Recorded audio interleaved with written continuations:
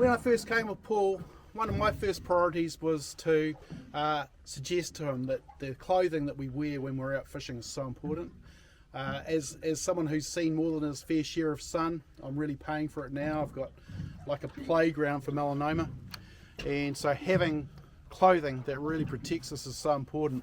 I've got this pulled down now because it's obviously difficult for me to talk, but put that up there, and we've got something which is basically taking care of all my bottom part of my face and leaving just where my hat is. It'd be even better if I had a brimmed hat.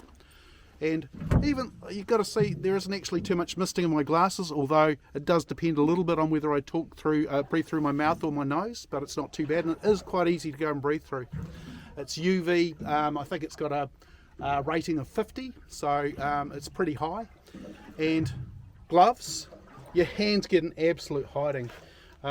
As someone who's constantly holding my fishing rod, it does really nail it, and I've already had a few moles and things taken out of the tops of my hands here.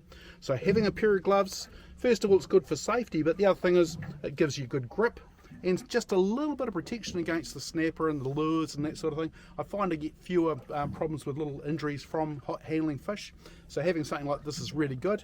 And of course, these sleeves, it just means that you can get an old t-shirt like this one here, chuck these on, and you've got an item of clothing that will actually take care of your arms, look after them, and quite elasticated, so two different sizes, same with your gloves.